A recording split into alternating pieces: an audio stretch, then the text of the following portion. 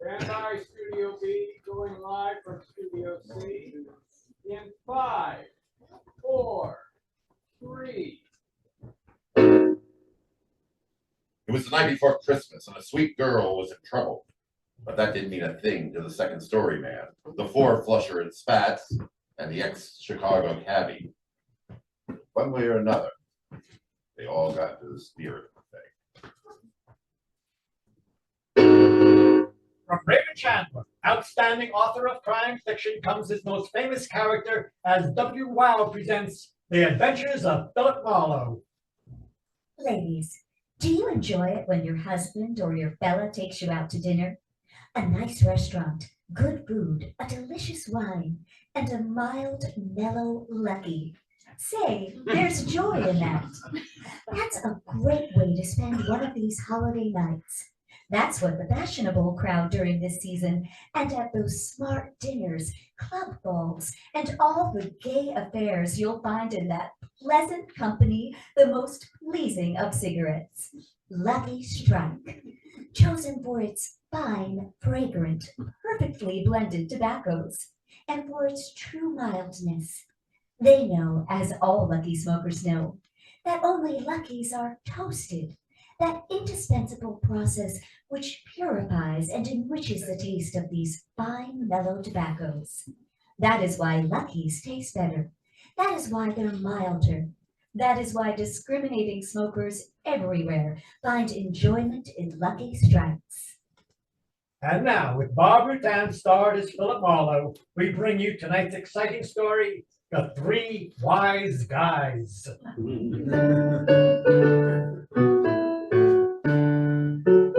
There's a feeling about Christmas Eve that begins in your heart. It grows on you until you're glowing with it. As I hurried back to my office to wrap a last-minute necktie for Lieutenant Ibarra, my mind was full of Christmas trees, cheery homes, and windows decked with holly. I even toyed with the idea of putting a sprig of mistletoe over my office door, until I saw a messenger boy who handed me a telegram. It read, "Marlowe, a wonderful girl named Wendy is in an awful jam. Come at once to Hedda Lansing's house at 6th and Normandy, a matter of life and death." And it was signed, "A friend." Well, my first thought was that it was Christmas Eve, and it was no time for Marlowe to beat his brains out. But on second thought, it was no time for a girl to beat a jam either. So I decided to find out what it was all about. That didn't take long. The Lansing home was gables and brown brick, the place rooted deep in a family fortune handed down for generations. The butler who let me in and called Mrs. Lansing looked like he'd been built with the house. A moment later, when Hedda Lansing herself swept into the room, she was boiling over, but not with Christmas spirit. Mr. Marlowe, Mrs. Lansing. That'll be all, Harold. Yes, ma'am. Now see here, young man, you're the fourth officer of the law I've had to talk to since my bracelet was stolen. Wait a minute, Mrs. Lansing. You'd better let me explain. If you please, I was speaking. It seems to me you gentlemen could get together, Mr. Marlowe, and hear the facts at one time, and then go out and capture Wendy Thompson. And what makes you think Wendy Thompson took your bracelet? What indeed? The bracelet was in my jewel case at 4:30. At 5, it was gone. Also at 5, Wendy Thompson disappeared from this house for no reason. Why, that girl was treated like a guest here rather than a hired companion for my granddaughter. And do you have any idea where she might have gone? No, but it was my chauffeur, Burton, had kept his wits about him. We know Wendy is a stranger to Los Angeles. She was staying with a girlfriend when I hired her. Burton went there once to get her, and just a moment. Burton, come here, please. Yes, ma'am. Yeah, well, what is it, Mrs. Lansing? Oh, Burton, if by some chance has your memory functioned in the last hour to the point of being any possible help? I'm afraid not, ma'am. I've racked my brain, but I simply cannot remember where I went that day to pick up Miss Thompson. Burton, would you be up to call yourself a friend of Wendy's? I mean, say in a letter or a telegram? No, sir. I wouldn't. That will be all, Burton. Is there anything specific you'd like to know, Mr. Marlowe? Yeah. How much is the bracelet worth, Mrs. Lansing?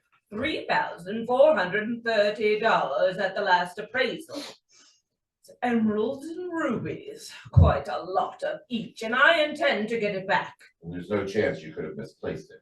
Why, I haven't misplaced a piece of jewelry since 1919. And now that you know as much as the other officers, I expect results. I want that girl arrested. Mrs. Lansing, just for the record, I'm not a policeman. I'm a friend of Wendy's and I want to help her, that's all. Great Scott, get out! Go! You're not welcome here. Matter of fact, under the circumstances, you should probably be arrested yourself. Get night. It was a catch that Mrs. Lansing had sent me the telegram. So I took a hit and started to leave and got as far as the door before anything happened. But when the poker-faced butler who passed me my hat also pressed a tightly folded note into my hand at the same time, I winked. He didn't. So I went outside under the street lamp and got a rich whiff of taboo in the face even before I unfolded the note. It was written in a dainty feminine hand and said, "Meet me at the King Cole Bar on the corner of Wilshire in 10 minutes. Signed again, a friend."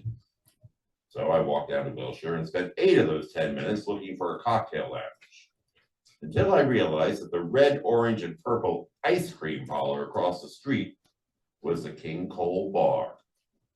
Soda bar. Well, I went in anyway and took a booth near the door and ordered the mildest drink in the house, which was a double cherry vanilla phosphate. I hadn't taken 2 sips before I knew I had a visitor. She was standing in the doorway, looking me over with a pair of deep blue eyes that spelled trouble. She was blonde. And she was neat from her blue velvet hat to her brown suede shoes. And also, she was not a day over 10 years old. Marlowe, I'll shoot you the joke fast. I think they're slapping a frame on my pal Wendy. The ice is hotter than a dime store rod, sure. But she didn't pull the ice. It's malarkey, Marlowe, and you've got it back from me. You just got it. Wait. Who are you, honey? And make it in English, will you? Oh, I'm Pat Lansing, and I'm staying with my grandmother, Hedda Lansing. Burton said all you private eyes talk that way. You mean that straight-laced chauffeur taught you that? Oh, he's not so straight-laced. He used to drive a hack in Chicago, but he doesn't want Granny to know. And you sent me the wire and the scented note? Yes. I wanted to make it glamorous because I didn't think you'd come if you knew I was just a kid. Well, what do you know? How about a soda pack? Well, no thanks. There isn't time, Mr. Marlowe. I don't know if Wendy took Grandma's bracelet or not, but there's something wrong anyway, because I saw old Spats hiding behind a tree in our yard at 7:45 tonight. He saw something through the window, and then he ran away real fast. Now, old Spats, who's he? His real name is J. Sidney Wright, Esquire. He's a nice old gentleman Wendy and I talk with a lot in the park when we go walking. He lives someplace where there's a streetcar that runs straight up the hill. He says it's more fun than a roller coaster. I'll bet. By the way, Pat, did Wendy ever tell you where she was staying before she came to work for you? Not exactly.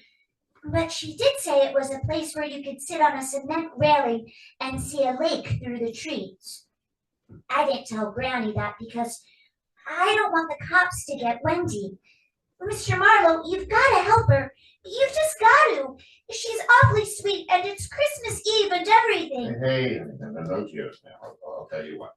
Old Spats is a lead. I'll check on him and call you. Come on, I'll take you home now and get you settled in, and then everything will be... Wait, I brought this for you. It's your detainer fee. I got $8 million, but not until I'm 21. So here's $1.58. Can you wait for the rest? Why, certainly, Pat. I can wait for the rest. Let's go. I accepted my client's detainer didn't like jingle bells within my pocket all the way to her front door. When she was perfectly safe inside, I drove down to Hill Street to the foot of Angel's Flight, the only place in Los Angeles where a streetcar goes straight up. After asking a string of questions, I finally got a line on J. Sidney Wright, the nice old gentleman in spats. He had a ground floor corner room in a clapboard house with oilcloths for windows and a rickety wooden ramp for a front walk. The hallway was done in a thick yellow paper that was losing its hold on the wall, and his door shuttered loosely when I rapped on it. After a moment, it inched open, and a sour-faced weasel in a green suit peeked out at me. He needed a haircut. Badly. Yeah, what do you want? Now, you wouldn't be J. Sidney Wright, would you? Not if I can help you. He ain't in right now. I'm a friend of his. Just waiting for him. You care to come in? Yeah, thanks. Yeah. In the room compared to the rest of the joint. Yeah. Jay Sidney likes things proper. He ought to be coming around any minute now. What do you want to see him about? Little business. What was that? Did you hear that groan? Uh-huh. What do you figure it was? I don't know, but it came from this closet. Let's look. You look, mister. I don't have to. I already know. Oh.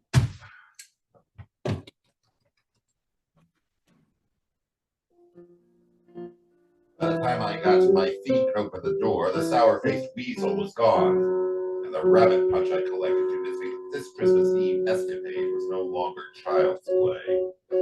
I went back to the closet and pulled the curtain aside. There, folded up like an apartment house fire hose, and just coming to was J. Sidney Wright, Esquire. Spats and all. What happened? The bracelet. It's who are you, sir, and why did you strike me down? I didn't. The guy who did just beat it. But I want to know about that bracelet. So, here, get up. Bracelet? Oh, thanks.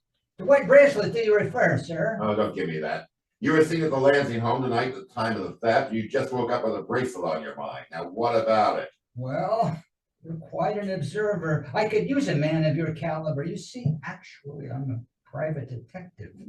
This humble residence is part of my current disguise. Oh, that's a cute coincidence. So am I. Philip Marlowe's the name. Now, what's your license number? Quick. Oh dear. Well, as a matter of fact. Yeah, okay, wise guy. Now, look. Talk and talk straight before I shake you out of those spats. Where's Wendy Thompson in the Lansing bracelet? Now, come on. All right. Well, though you leave me no alternative with the truth. I regret to say that I am the girl's father. What? Wendy Thompson is your daughter. Yes, Thompson is her stage name. She's a dancer and came to Hollywood to be a star. And, well, you know the rest of that old story. She made off with the jewels because she couldn't bear our poverty. I tried to stop her. Believe me, I did. I even managed to get the bracelet away from her on the pretext of hiding it for her. I intended to return it to Mrs. Lansing and beg for mercy, but now even that has denied me. The bracelet is gone. Yeah, I gathered that. The point is, where is it gone? I don't know.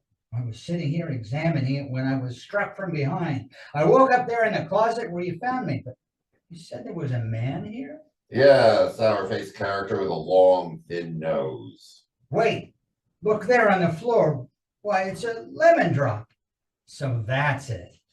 So what's it? What does a lemon drop prove? That our thin-nosed friend is none other than the Lemon, a very skillful burglar, safecracker, and thug. He eats these eggs incessantly, Marlowe. Some more. We've got to get that bracelet back from him. Yeah, and the best way might be to locate your daughter. Now, maybe she hired this lemon. What? To double-cross her own father? No. That's been done before. Now, where can I find Wendy, Mr. Wright? I have no idea. She's gone her own way here in Los Angeles. I'd rather failed her as a parent. Well, I got one lead anyway. See where that gets me. And wait here, you understand? The cops would love to ask you a few questions. So unless you want to spend the holidays in the pokey, stay close to home. Very well, Marlowe. And Merry Christmas to you, too.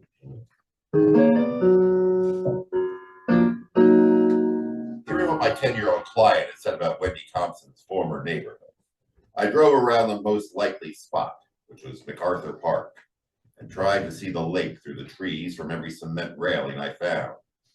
The third stop I made paid off.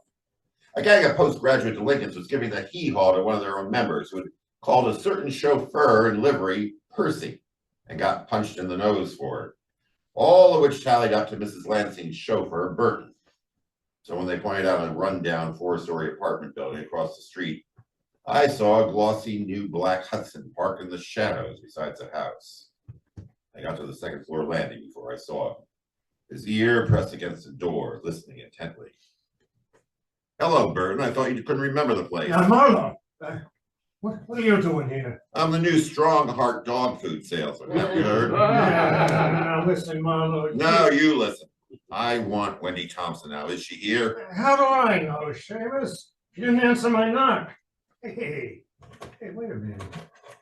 This is a cheap lot. Yeah, that's it. She's gone, and the window's open. She must have heard us and beat it down the fire escape. Why, that green kid doesn't know how to get rid of a hot bracelet. To do that right, that takes experience. Is that your angle, Burton? Yeah, sure. I figured to move it for her and split the take. Well, isn't that sweet? What's that on the dresser? It's a letter to the cops. Let me see it. After I took Mrs. Lansing's emerald bracelet, I regretted it. I wanted to return it, but that's impossible now. I can't bear to face the disgrace I know is coming to me, so there's only one way left. I'm sorry, Wendy Thompson. She's gonna knock herself off. Right, boy. Hey, where are you going? To make a phone call. Burton, you've sure been a big help keeping this place to yourself. Good night and have a real Merry Christmas if you can.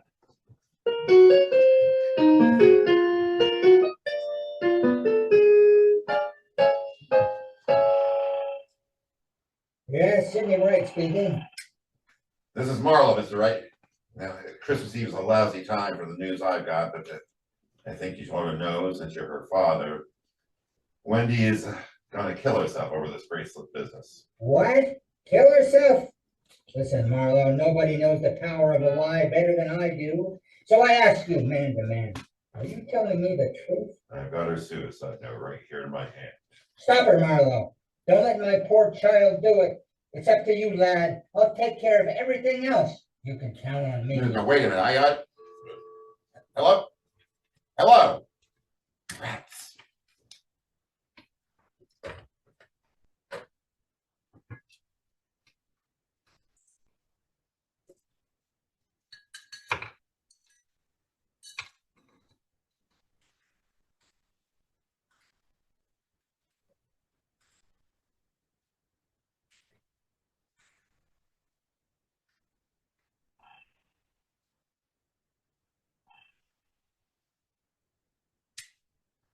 Hello? This is Marlowe, Pat, honey. Oh, yes. I've been hiding here by the upstairs phone, just waiting for this. Have you found her, Mr. Marlowe? Did you find Wendy? Listen, Pat, Wendy's in even worse trouble than we figured. Now, look, did the two of you have a favorite spot you always went to when you felt sad, maybe? Think hard, honey. This is important. Why, no, we didn't. Mr. Marlowe, is everything all right? What's the matter? I'll tell you later. And don't worry, Pat. Wendy's father and I will try hard to make sure that everything comes out all right. Her father? Golly, that's funny, Mr. Marlowe, because Wendy doesn't have a father. Wendy is an orphan.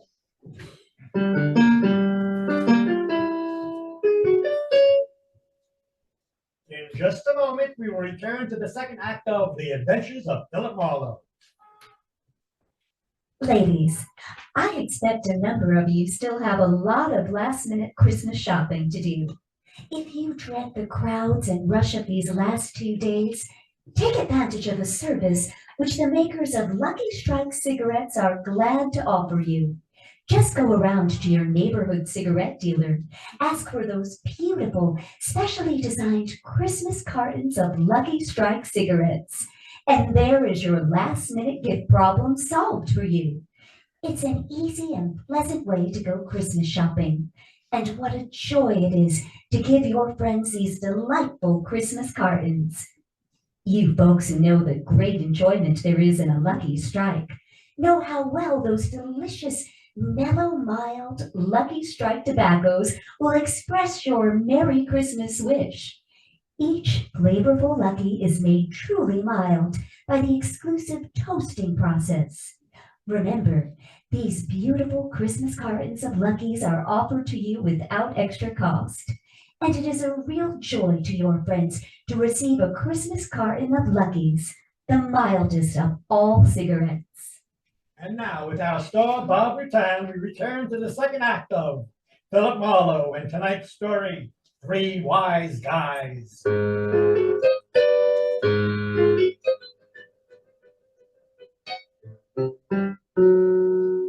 When my pocket-sized client labeled Wendy Thompson an orphan, the word sucker crashed into my mind with all the delicacy of a Sherman tank moving through a doll's house. And that left me with only one undamaged thought. I had to get to J. Sidney Wright's rooms at the foot of Angel's Flight and fast. I took the steps of the street 3 at a time, shoved my way through a lot of people who, for some reason, were gathering outside, and headed for my car. But halfway there, conscious of a growing crowd of oddly turned faces, I stopped. I followed the fixed line of their gaze to the roof of the building I just left and gaped with the rest of them. He was wavering on a 10-inch ledge 4 stories above the hard cement sidewalk and ready to jump. It was a tall, slender girl I'd seen in the snapshot. Wendy Thompson. Holy smoke, Wendy! Don't do it! Jesus! You know that girl, mister? Yeah, I know her, right? Don't do it! Don't jump!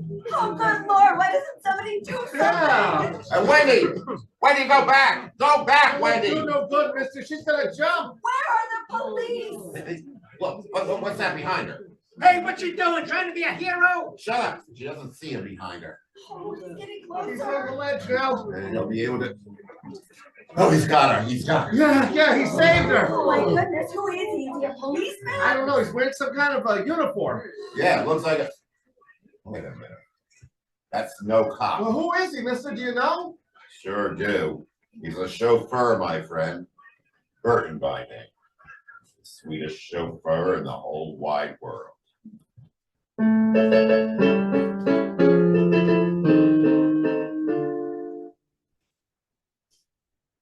Yeah, I tell you, it was just an accident, Marlowe. It so happens that my car was parked near the fire escape that leads up to the room Wendy was hiding in. And when I saw that the ground floor ladder had been lowered, I figured there was a chance the kid had headed up straight to the roof in a quick jump. Which Burton was fast figuring. But it takes something more to scramble out on a ledge that way that you did. Yeah, well, I didn't realize how high it was. But with Wendy here, man, Rose, what are we going to do with her? Please, just leave me alone. Can't do that, Wendy. See, this town has more roofs than chauffeurs, honey, and in your case, that isn't good. Now look, we both read your letter, and we both believe you. You do? About the bracelet too? Sure, you stole it all right, but a moment after you did, you wanted to return it. Isn't that it? Yes, I know I made a mistake the second I took it. No matter how badly I wanted things, I was wrong. But then, not 5 minutes after I left the Lansing place, someone came up from behind me and hit me. And when I got to my feet again, he was gone. And you have no idea who it was. No, I don't. But who are you? And why do you care about me? Name's Philip Marlowe, Wendy. I'm a private detective, and right now I'm working for your best friend, Pat Lansing. Oh, little Patty. Does she know about this? About what I've done? Not exactly. She thinks the real culprit is J. Sidney Wright. Old spats? Oh no, he couldn't possibly be the one who hit me. No, why not? Fathers have while their offspring before. Father? What are you talking about, Mr. Marlowe? Nothing, honey. It's a figure of speech I picked up from the lemon. It picked up from who? The father's lemon.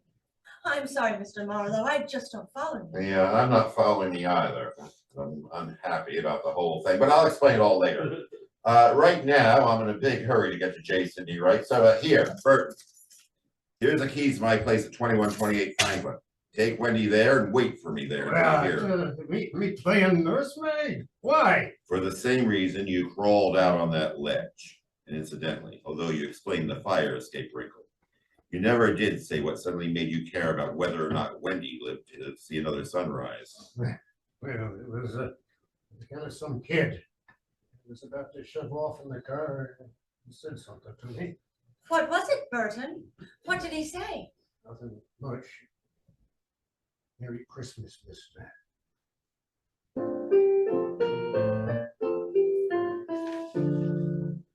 It took 10 minutes of steady conversation to remind me that my apartment's well-stocked Kentucky Tavern bourbon before Burton agreed to stand sentry over our 22-year-old potential suicide. When I finally got down to Angel's Flight, an hour had gone by since I last talked to J. Sidney Wright. And that made me exactly 60 minutes too late.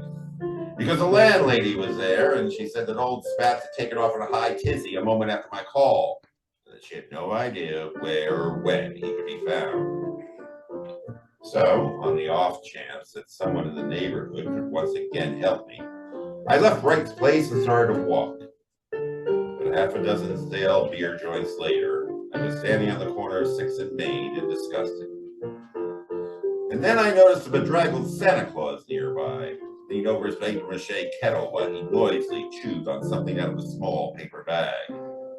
And I was just about positive the night before Christmas was strictly a fairy tale. But then slowly I began to change my mind. Ho, ho, ho! Merry Christmas!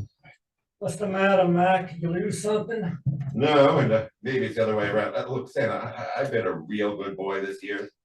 You mind telling me what you got in that bag? They look like lemon drops. Now, ain't that strange? Lemon drops look like lemon drops. What do you know? Tell me, Whiskers, where did you get it? Which store? Come on, fast. The right answer might be worth $5 to you. What? A fin? Okay, sure, I'll tell you, but I didn't get them in any store. Some wise guy dropped them in a kettle a while back. What? Yeah, but that ain't all. About 20 minutes ago, an old geezer saw me eating the lemon drops, just like you did. And when I told him that the guy who tossed them at me went into the door across the alley there, he gave me a 10 spot. Said Merry Christmas and took off. You took off for that door there, the one behind the empty store. Yeah, that's the one. Why all the fuss, huh? What's up? It's a long story, Santa Claus, and even you might not believe it. But here's another 10, and like the old geezer said, Merry Christmas. Ho, ho, ho! Merry Christmas, Mr. Marlowe. Yeah, Merry Christmas. Hey, how'd you know my name? Where'd you go? Yeah, you must have sprinted off to spend that $20.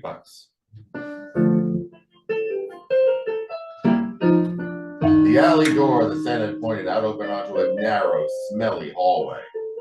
As I picked my way through a litter of broken boxes and empty gin bottles, I could see that there were only 2 doors in the place. One, the rear entrance to the empty store, was locked and showed no light. But the other, which was at the end of the hall, had thin shafts of dusty yellow filtering out of space just over the threshold.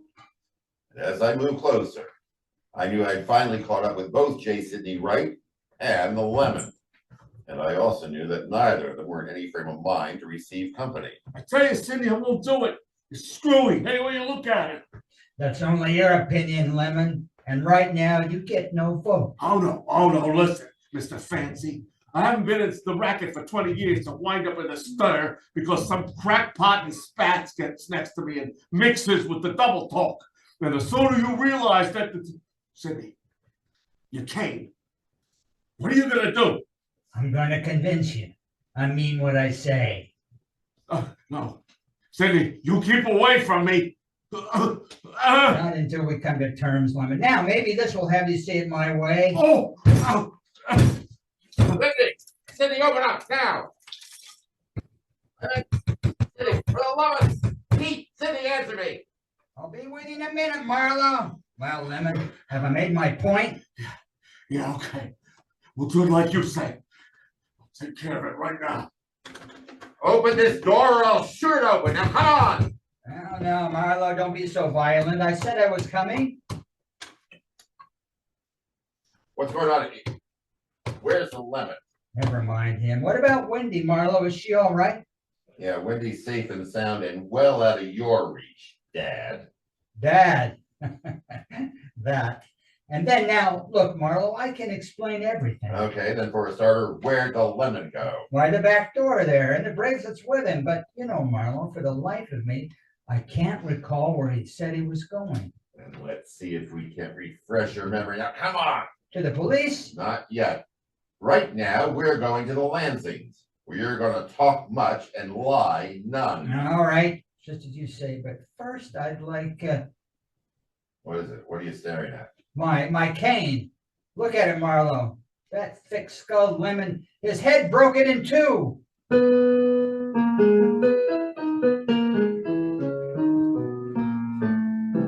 Outside, I got to a telephone in a hurry, while I kept one anxious hand within inches of J. Sidney's coattails. I called Bert and told him to get Wendy over to the Lansing place at once. The time for a showdown was now. 20 minutes later, Jay, Sidney, Wendy, and I were all at the library of the mansion on Normandy. And while we waited nervously for the entrance of the matriarch, Wendy, who was sobbing quietly, moved close to me. But a second later, she suddenly stopped crying and stiffened. Because standing at the massive oak frame door and glaring at the lot of us was Her Imperial Highness, Miss Hedda Lansing. A secure on her right wrist, sparkling like champagne by candlelight, was the missing bracelet. Wendy dear, I'm so glad you're back. What? You're glad I'm back, Mrs. Lansing? Of course I am, silly child. I've been terribly worried about you. Yeah, that among other things. What? Oh, you mean my bracelet, Mr. Marlowe? Well, as you can see, that's back too. But I must admit it was never very far away. You see, I just found it where it no doubt had been all the time, behind the picture of Patricia on my dresser. But that's impossible, Mrs. Lansing. You see, Excuse me, dear, but I don't believe I've met this gentleman. Oh, I'm sorry, Mrs. Lansing. Mr. J. Sidney Wright. Oh, not Sir of the Newport, Rhode Island rights. No, of the Ossining, New York rights. But Mrs. Lansing, there's something I must tell you. Oh, please, Wendy, it'll have to wait. It's almost midnight now, the time we're all gathering around the tree in the living room. Now, where is Patricia? How did anybody wake that little darling? We don't want her to sleep through the arrival of Christmas. Don't worry, Granny. I won't. Oh, there you are. Well, I'm certainly glad you... Oh, Patricia Lansing, who in the world is that behind you? That man with a bandage around his head and a black eye? Oh, well, I'm not exactly sure, Granny, but I think he's Santa Claus. What makes you say that, Charlie? Well, I caught him climbing out of an upstairs window, and he said he couldn't make it up the chimney. He was too tired. But don't worry about him, folks. He's awful nice. Look, he gave me a handful of lemon drops. Well, this gentleman certainly has the Christmas spirit now. But what if I have? Is that bad? Of course not. Now, Wendy, Pat, Burton, Mr. Wright, and, The lemon lady. Yes, of course. I think it's time we all stepped inside to light the tree. Your arm, please, Mr. the Lemon.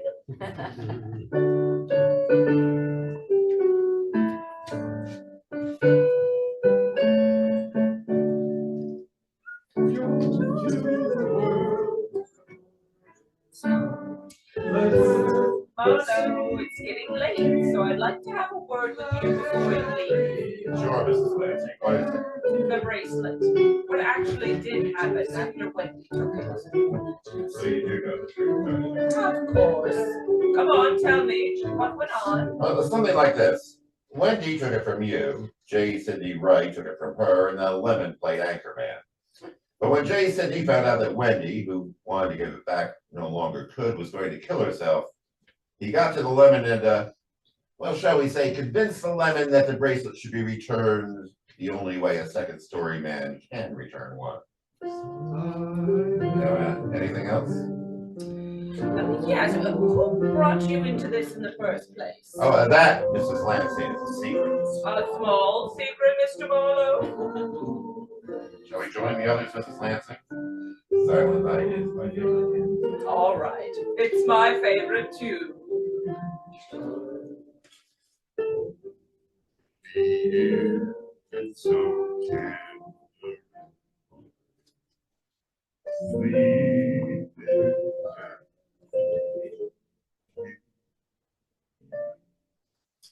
sleep in heaven. It was almost 2 o'clock when the party finally broke up. As I stood at the door and said goodbye to a fine old lady, a wonderful child, and a girl who was going to be all right, Burton brought the Lansing's town car around for Jay, Sidney, and the Lemons. We were going to spend the rest of the evening reminiscing in a little room just below Angel's Flight. As I watched the three of them glide out of the driveway and slowly disappear from the sight, my mind turned back over the last few hours. Street corner Santa happened to be eating some lemon drops that had been tossed into his kettle. That miracle, plus Burton on the roof, Jay, Sidney Wright's broken cane, and the Lemon's peculiar talent had all added up to another chance for a girl named Wick. Yeah, just 3 wise guys and a mirror. Nickel. No, wait a minute. 3 wise guys. 3 wise guys. On the night before Christmas. I wonder.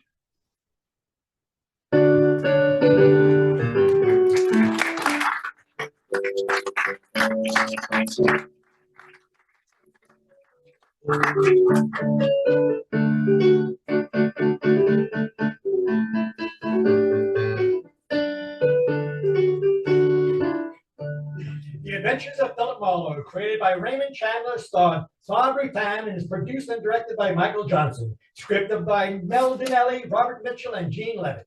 The special music is by Heather Edwards.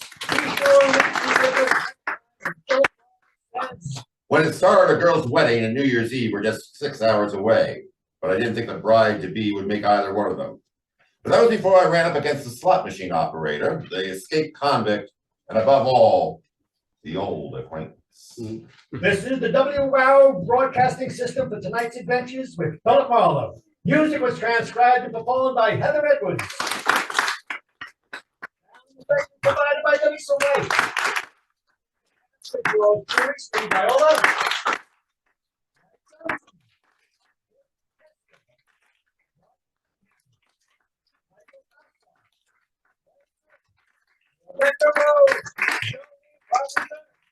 Bob Rutan at Philip Marlowe.